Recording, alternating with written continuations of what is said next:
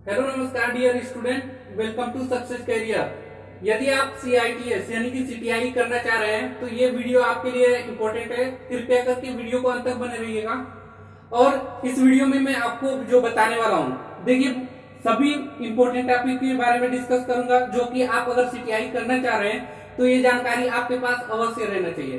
पहला हम टॉपिक पे बात करेंगे, यदि कोई, ठीक है, अगर आप एडमिशन ले रहे हैं तो यदि कोई ITI, पॉलिटेक्निक, बीटेक अंतिम वर्ष में है तो क्या उसका CTI में एडमिशन हो जाएगा, ये बात होगी। ठीक है, दूसरे टॉपिक पे बात होगा कि एक्सपीरियंस के बारे में, यानी कि कितने साल का एक्सपीरियंस होना चाहिए, नहीं होना चाहिए, कैसे एक्सपीरियंस लेंगे, इस पे भी डिटेल में बातें होंगी एक्सपीरियंस पे।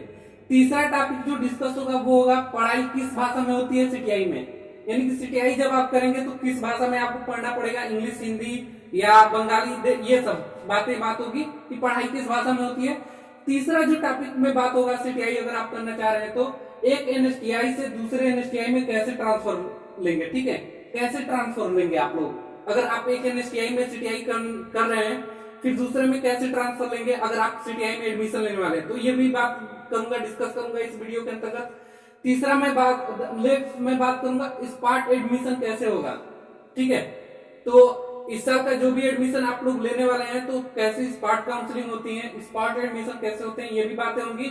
फिर साथ में बात होगा NSTI का टोटल खर्चा कितना आएगा। छठे नंबर पे मैं बात करूंगा कि आपको NSTI कॉलेज मिल जा रहा है तो आपको टोटल कितना खर्चा आएगा, ये सब बातें का आपको नॉलेज मिलेगी। और ये पता चलेगा आपको यदि काउंसलिंग में, यानी कि आप काउंसलिंग तो कराएंगे, सभी लोग कराएंगे, तो काउंसलिंग में 1000 रुपये लगेगा।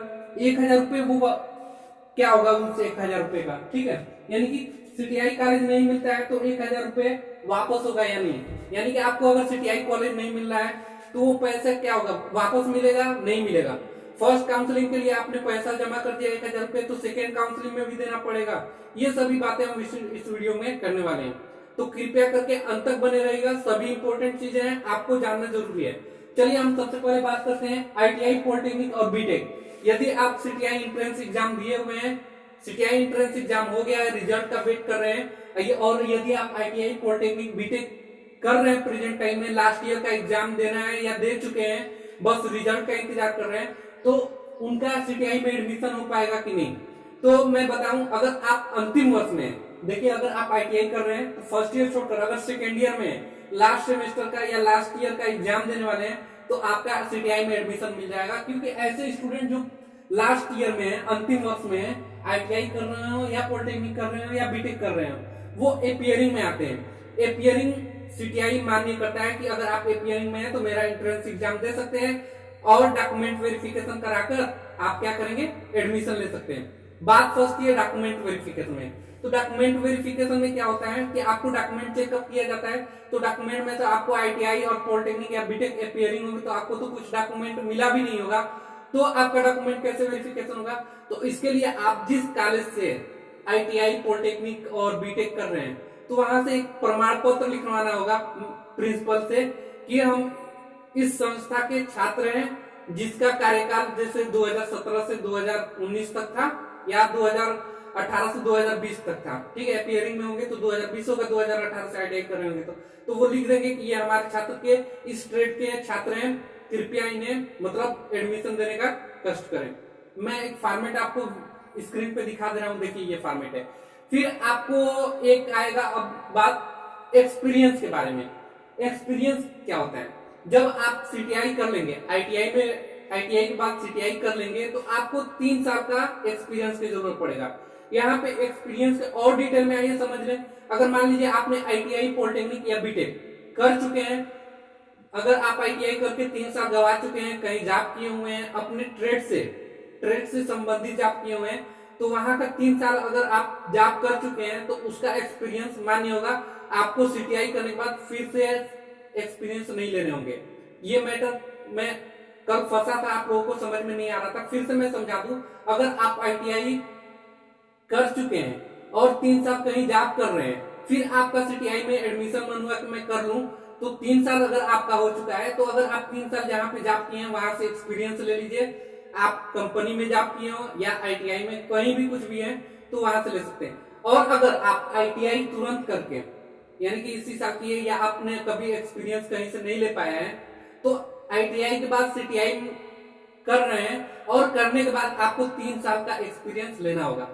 वैसे ही पॉलिटेक्निक का है, पॉलिटेक्निक वाले क्या करते हैं, मैकेनिकल से हैं तो वो पॉलिटेक्निक कर ITI में इंस्ट्रक्टर के रूप में पढ़ाते हैं, जैसे fitter, Turner, machinist, welder, mechanical trade है तो, और उनका मान लीजिए कि वो 2 साल का एक्सपीरियंस ले रहे हैं, उसके बाद CTI कर रहे हैं, यानी कि पॉलिटेक्निक किए 2 साल ITI में पढ़ाए, ठीक है, फिर CTI किए तो उनका जो 2 साल का बीच का एक्सपीरियंस है वो मान्य हो जाएगा। या वही पॉलिटेक्निक वाले स्टूडेंट जो कंपनी में जॉब किया हुआ है, मैकेनिकल से वो संबंधित है, यानी कि टाटा मोटर्स अगर है मैकेनिकल से संबंधित है, बिजली विभाग यानी कि UPPCL में जो टरबाइन वगैरह उसमें वर्क किया तो वो भी उसका एक्सपीरियंस मान हो जाएगा। बीटेक वालों के लिए 1 साल, यानी कि कहने का मतलब यह है कि अगर आप ITI से CTI में जा रहे हैं, उसके बीच में अगर आपका एक्सपीरियंस बन जा रहा है तो वो मान्य होगा। अदरवाइज अगर आप एक्सपीरियंस नहीं लिए हैं तो आपको ITI के बाद CTI या पॉलिटेक्निक के बाद CTI या बीटेक के बाद CTI कर रहे हैं तो ITI के बाद CTI कर रहे हैं, उसके बाद CTI के बाद 3 साल का एक्सपीरियंस चाहिए। पॉलिटेक्निक कर CTI कर लिए तो 2 साल का एक्सपीरियंस चाहिए। बीटेक करके CTI कर लिए हैं तो आपको 1 साल का एक्सपीरियंस चाहिए। चलिए ये बात डिस्कस हो गया एक्सपीरियंस के बारे में। एक्सपीरियंस आपको अगर कोई डाउट रह रहा है तो आप मुझे कमेंट बॉक्स में पूछ सकते हैं, इसके अलावा कोई भी जानकारी। तीसरा है पढ़ाई किस भाषा में होती है CTI कॉलेज में। NSTI, ठीक है, NSTI college, CTI college, ITOT, private ITOT, तो इसमें जो भाषा यूज होता है हिंदी भाषा का प्रयोग किया जाता है और इंग्लिश भाषा का। यानी कि आपकी जो पढ़ाई होगी आपके ऊपर है कि आप इंग्लिश में पढ़ना चाह रहे हैं या हिंदी में पढ़ना चाह रहे हैं, दोनों लैंग्वेज में पढ़ाई होती है, ठीक है। आपको दोनों लैंग्वेज में भी बुक मिलेंगी, उससे आप पढ़ेंगे। नेक्स्ट जो टॉपिक है, एक NSTI से दूसरे NSTI में कैसे ट्रांसफर लेंगे, ठीक है। यानी कि आपने जब काउंसलिंग कराया, पहले तो काउंसलिंग कराएंगे तो एक बात ध्यान रखिएगा दोस्तों, काउंसलिंग में आपको जहां भी NSTI कॉलेज मिल रहा है आप एडमिशन ले लीजिए। 1 साल बिताना कोई मुश्किल काम नहीं है, बहुत ही आसान काम है। तो अगर मान लीजिए NSTI आपको हावड़ा में मिला हुआ है, आप ट्रांसफर ले रहे हैं, कानपुर लेना चाह रहे हैं, तो आप आसानी से ट्रांसफर ले सकते हैं। उसके लिए फर्स्ट काउंसलिंग में आपको पार्टिसिपेट करना है। फर्स्ट काउंसलिंग के बाद आपको जहां NSTI कॉलेज मिल रहा है आसानी से ले लीजिए, डॉक्यूमेंट पास के नजदीकी NSTI कॉलेज में करा लीजिए। पास के NSTI यानी कि यूपी में है तो कानपुर में पड़ेगा, अगर आप कोलकाता से हैं तो हावड़ा में पड़ेगा, मुंबई में तो मुंबई वाला, चेन्नई में तो चेन्नई वाला। पास के NSTI कॉलेज। यहाँ मैटर फर्स्ट है कि हम सिर्फ अपना डॉक्यूमेंट वेरिफिकेशन NSTI वुमेन्स वाले में करवा सकते हैं क्या, यानी कि आपके पास कोई नजदीकी NSTI कॉलेज है सिर्फ वुमेन्स के लिए, तो क्या उसमें आप वेरिफिकेशन करा सकते हैं, ये पूछ सकते हैं। बहुत से स्टूडेंट पूछ रहे हैं, बहुत से हमारे साथी पूछ रहे हैं, तो उनको मैं बता दूं वो पास के वुमेन्स NSTI में आपका NSTI कॉलेज चाहे बॉयज का हो, को एजुकेशन वाला है, चाहे वुमेन्स का हो, आपको पास के NSTI कॉलेज में जाकर डॉक्यूमेंट वेरिफिकेशन कराना है। अब ये आप लोग बहुत से पूछते हैं सर मेरे स्टेट में कोई NSTI कॉलेज नहीं है, तो जरूरी नहीं पास का, अगर आप जहां भी हैं आप जहां जा सकते हैं NSTI कॉलेज में, आपका डॉक्यूमेंट वेरिफिकेशन हो जाएगा, वहां से आपको लेटर मिल जाएगा, ठीक है। तो ट्रांसफर कराने की बात है यहाँ पे। तो एक NSTI मैंने बताया कि NSTI जहां भी मिल रहा है आप एडमिशन ले लीजिए अपने ट्रेड से, उसके बाद ट्रांसफर के चक्कर में पड़िए। देखिए क्या होता है, फर्स्ट काउंसलिंग के बाद आपको ट्रांसफर का मौका मिलता है। जैसे ही फर्स्ट काउंसलिंग हो जाती है तो तुरंत जैसे ही डेट खत्म हो जाता है अगले दिन उसका ट्रांसफर का केस आता है कि अगर मान लीजिए ट्रांसफर करना चाह रहे हैं तो ट्रांसफर कर दीजिए। अगर सीट खाली हो रहा है, जैसे मान लीजिए कि NSTI हावड़ा में आपको मिला हुआ है और NSTI कानपुर में आप ट्रांसफर करवाना चाह रहे हैं, तो अगले दिन आपका ट्रांसफर वाला केस आता है, वहां से आप ट्रांसफर कर सकते हैं। अगर NSTI हावड़ा से NSTI कानपुर आ रहे हैं, NSTI कानपुर में अगर कोई भी सीट, एक भी सीट खाली है और सिर्फ आपने अप्लाई किया है ट्रांसफर के लिए, तो वो आसानी से हो जाए। और साथ ही अगर मान लीजिए आपने भी किया और दूसरे स्टूडेंट ने भी किया और सीट एक ही खाली है, यानी कि NSTI कानपुर में सिर्फ एक ही सीट खाली है और 2 स्टूडेंट ट्रांसफर लगा दिए हैं कानपुर में अपने ट्रेड से, तो उस स्टूडेंट का ट्रांसफर होगा जिसका मार्क्स मैक्सिमम है, जिसका मार्क्स अधिक है। जैसे मान लीजिए कि अगर 70 नंबर पहले वाले स्टूडेंट का है, 70 नंबर और 71 नंबर दूसरे स्टूडेंट का है, तो 71 नंबर वाले स्टूडेंट का ट्रांसफर हो जाएगा पहले, तो ये केस आता है। तो आपको टोटल 4 ट्रांसफर के मौके मिलेंगे। पहला काउंसलिंग हो जाएगा, फर्स्ट काउंसलिंग के बाद तुरंत ट्रांसफर, सेकेंड काउंसलिंग के बाद तुरंत ट्रांसफर, ठीक है। थर्ड काउंसलिंग यानी कि मॉक राउंड, जिसे हम स्पॉट काउंसलिंग के नाम से जानते हैं, तो इसके बारे में हम बताएंगे। स्पॉट काउंसलिंग के बाद भी तुरंत ट्रांसफर होता है।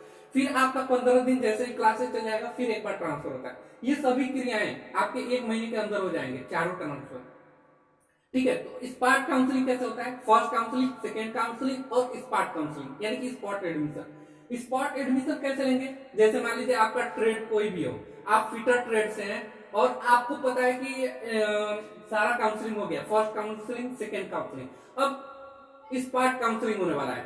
तो स्पॉट काउंसलिंग कैसे करेंगे आप? देखिए, आपको यही निमी ऑनलाइन एडमिशन पे आपको सीट दिखाई देगा, वैकेंट सीट, यानी कि फिटर ट्रेड से कानपुर में कितनी सीटें खाली रह गई फर्स्ट काउंसलिंग, सेकेंड काउंसलिंग के बाद, या हावड़ा में या कलकत्ता, मतलब कलकत्ता या मुंबई, चेन्नई, कहीं भी आपका एनएसटीआई कॉलेज है जहाँ पे आपका ट्रेड है, वो सबका वैकेंट सीट का लिस्ट आपके पास आ जाएगा। वही निमी ऑनलाइन एडमिशन पे अपलोड हो जाता है।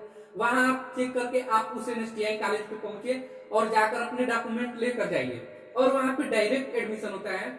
जो आपका डॉक्यूमेंट लेंगे और डॉक्यूमेंट चेक करेंगे और सीट खाली रहेंगे उस पर एडमिशन ले लेंगे, ठीक। तो आपको स्पॉट काउंसलिंग समझ में आ गया।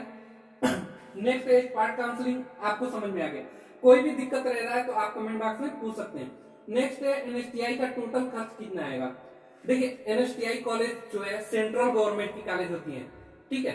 तो सेंट्रल गवर्नमेंट की कॉलेज होने की वजह से यहाँ पे खर्चा, मान लीजिए आपका ट्यूशन जो फीस आएगा, tuition fees plus hostel fees plus gym, ये तीनों मिलाकर आपका खर्च आता है 3800 रुपए। 3800 रुपए से 4000 रुपए खर्च आता है आपके साल भर, ठीक है। तो ट्यूशन फीस हो जाएगा, यानी कि एनएसटीआई में जो आपका पढ़ाई होगा उसका फीस, हॉस्टल फीस और जिम, जो जिम है उसमें वो फीस आपको 3 से 4000, सॉरी 3800 से 4000 में हो जाता है। फिर बात आती है रहने का, खाने का। तो हॉस्टल मिल गया। अगर मेस चल रहा है तो मेस, देखिए लोकेशन के हिसाब से मेस का रेट होता है। जैसे मान लीजिए आप मुंबई में है तो मुंबई में थोड़ा वहां पे महंगा सिटी है तो वहां खाने का खर्च अधिक आएगा। जो चीजें आपको कानपुर में है तो कानपुर में आपको 1500-1600 रुपए लगता है। हावड़ा में आपका 2200-2300 रुपए लगता है। लुधियाना में भी आपका 2200-2300 रुपए लगता है, ठीक है। मंथली खाने का, मंथली जो बता रहा हूं मैं, कानपुर में 1500-1600 रुपए आता है, हावड़ा में 2200 से 2300 रुपए आता है, मुंबई में आपका वही 2300 से 2500 के बीच में आता है, लुधियाना में आपका 2200 से 2300 के बीच में आता है मंथली। अब उसमें 12 से मल्टीप्लाई कर लीजिए कि कितना होगा साल भर में खर्च टोटल आपका, ठीक है। तो ये आपका टोटल खर्च हो जाएगा।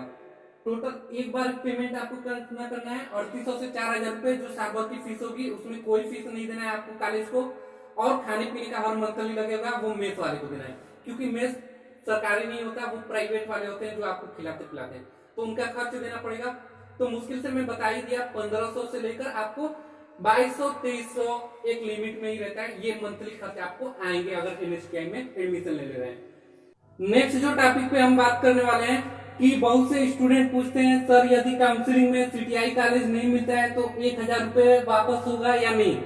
1000 रुपए की बात है, ठीक है। तो हर स्टूडेंट को होगा सर हमें सीटीआई कॉलेज नहीं मिल पा रहा है या एनएसटीआई कॉलेज नहीं मिला तो क्या 1000 रुपए वो वापस होगा, रिफंड होगा या नहीं होगा, ठीक है। तो देखिए, जब आप सीटीआई में काउंसलिंग कराएंगे, फर्स्ट काउंसलिंग में पार्टिसिपेट करेंगे तो आपको 1000 रुपए लगेगा।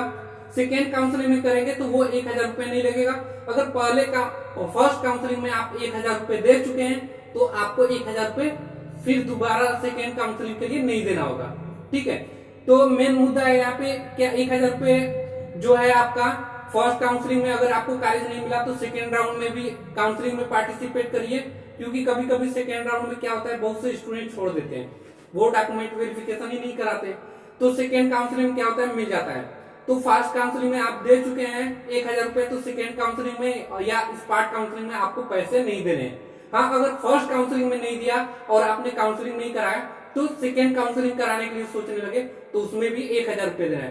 तो क्या करिए कि फर्स्ट काउंसलिंग में ही क्यों ना दे दीजिए आप लोग। और रही बात इसका रिफंड का, तो ये रिफंड नहीं होता है पैसा। 1000 रुपए जो काउंसलिंग वाला पैसा है ये रिफंड नहीं करता है, ये नॉन रिफंडेबल होता है। हाँ, अगर आपको सीटीआई कॉलेज मिल जा रहा है, एनएसटीआई कॉलेज मिल जा रहा है, अगर आप एनएसटीआई कॉलेज पा ले रहे हैं तो एडमिशन जो होगा आपका 3800 रुपए से 4000 जो रुपए लग रहे हैं, 3800 रुपए या 4000 रुपए इसके बीच में ही खर्च आएगा। तो ये 3800 रुपए में आपको 1000 रुपए माइनस करके ही देना होगा, यानी कि 3800 रुपए लगेगा तो आपको 2800 रुपए देना होगा, और अगर 4000 रुपए लगेगा तो 1000 माइनस कर देंगे आपका काउंसलिंग वाला, तो वो 3000 रुपए। यानी कि ये जो काउंसलिंग फीस है ये नॉन रिफंडेबल है। हाँ, अगर आपको कॉलेज मिल जा रहा है तो ये 1000 रुपए माइनस करके आपको और पैसे देने हैं, जो इसका ट्यूशन फीस और हॉस्टल की फीस है वगैरह। ठीक है, तो ये सभी टॉपिक पे मैंने आपको डिस्कस कर दिया है। इसके अलावा आपके पास भी कोई भी डाउट हो तो आप मुझे कमेंट सेक्शन में पूछ सकते हैं, कमेंट कर सकते हैं अगर कोई डाउट रह रहा है तो। बाकी मैंने अपने तरफ से सभी चीजें आपको इन्फॉर्मेशन देने की सूचना दिया। अगर ये वीडियो पसंद आया तो प्लीज लाइक करिए और अधिक से अधिक अपने दोस्तों के साथ भी शेयर करिए, और चैनल पे नए हो तो प्लीज सब्सक्राइब करिए।